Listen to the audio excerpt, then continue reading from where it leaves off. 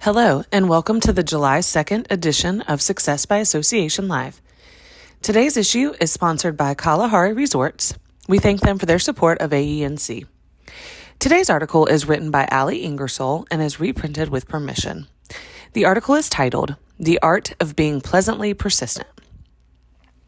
I didn't invent the mindset of being pleasantly persistent, but I absolutely gave it a personality and perhaps coined the term. It started as a joke I made during an insurance appeal call. I was explaining why I was emailing again without yelling, crying, or sending glitter bombs, and I told them, "Don't worry, I'm not mad. I'm just pleasantly persistent." They laughed. I got what I needed, and the phrase stuck. Since then, it's become my go-to phrase for how I operate in the world. Not pushy, not passive, but committed, curious, and never above a creative follow-up. Here's the thing. Persistence gets a bad rap. It's often seen as aggressive, annoying, or exhausting. But when done with intention and empathy, persistence becomes one of the most powerful tools you have, especially when building relationships, leading others, or advocating for yourself. The science of showing up again and again. If you will allow me, let's get nerdy for a moment. Your brain, and everyone else's, is constantly scanning for safety and predictability. That's why we tend to trust what we repeatedly see. It's called the mere exposure effect. The more often something or someone shows up in a positive way, the more our brains associate them with reliability. Combine that with mirror neurons, which help us read others' intents. And your repeated presence, especially when it's calm, friendly, and value-driven, starts to rewire how others respond to you. In short, being pleasantly persistent builds trust by teaching other people's brains that you're consistent, safe, and worth listening to. Even better, repetition strengthens your own neural commitment too.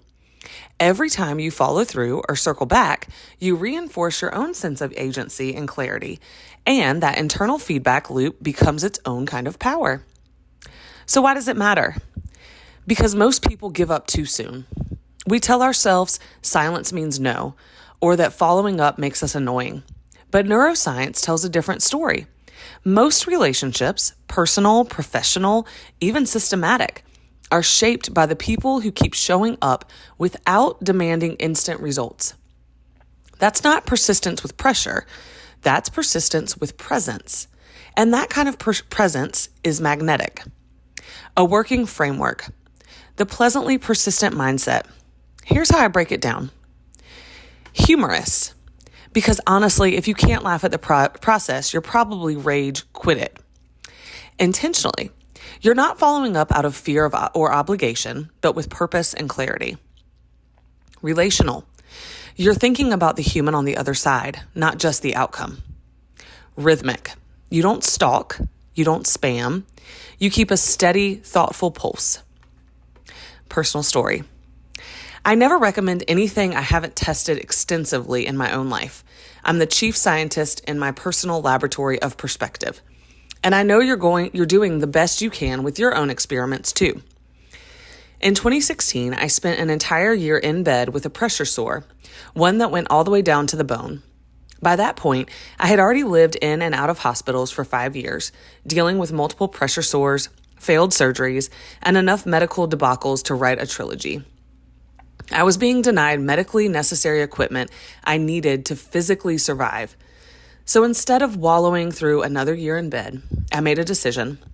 If I couldn't change my body's reality, I could change my perspective on how to live inside it. I built myself a schedule.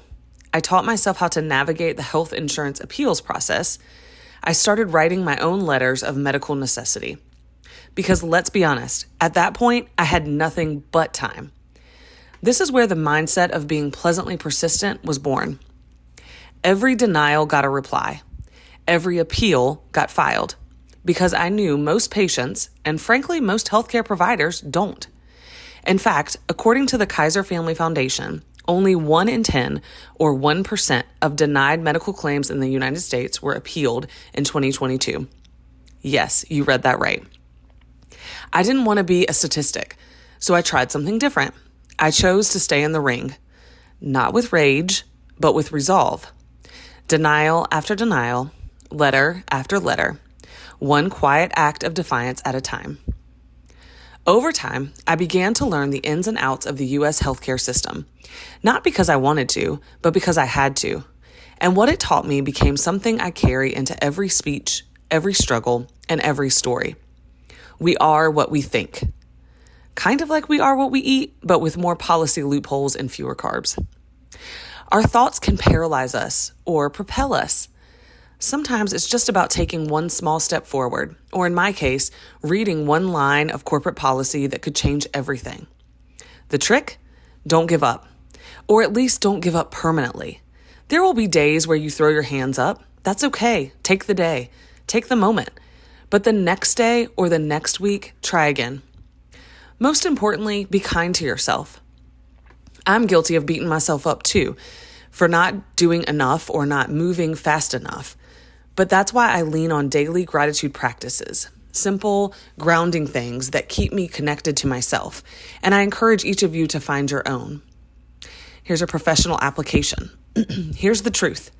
In business and leadership, the person who shows up consistently without demanding immediate results is often the one others learn to trust the most. Persistence isn't about pestering. It's about presence.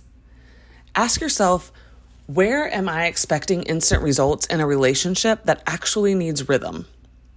What could I build if I stayed just 10% longer than most people do? Whether you're leading a team, pitching a client, or driving change inside your organization, pleasant persistence becomes a competitive advantage. That means follow up without apology. Offer value with each touch point.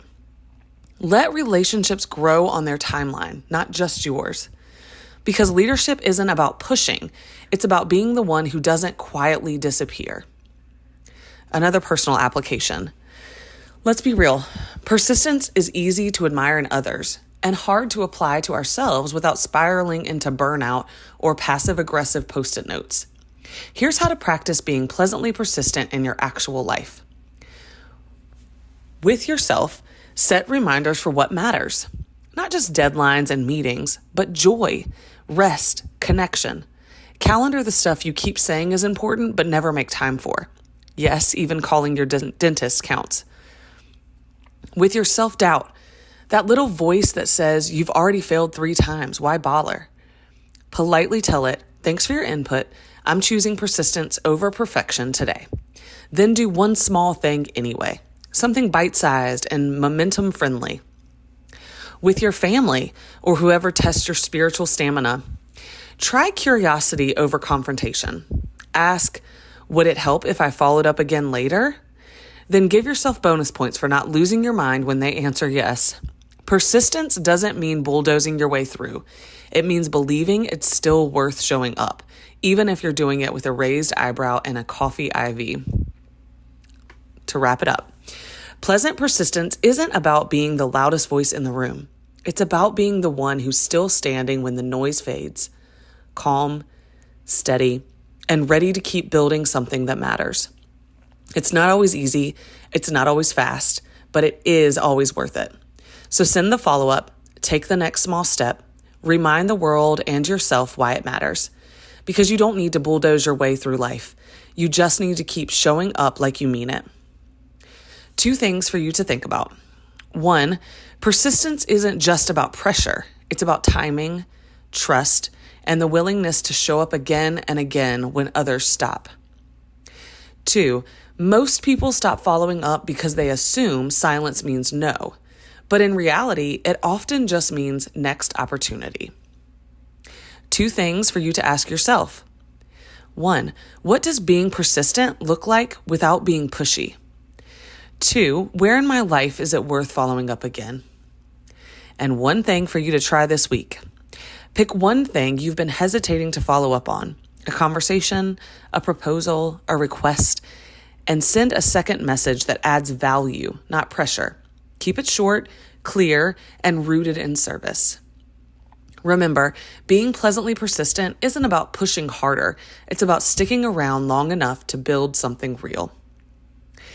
You can hear Allie Ingersoll speak more at the 2025 AENC annual meeting on Tuesday, July 22nd at Raleigh Convention Center. Hope to see you there. That concludes this article. Have a great rest of your day.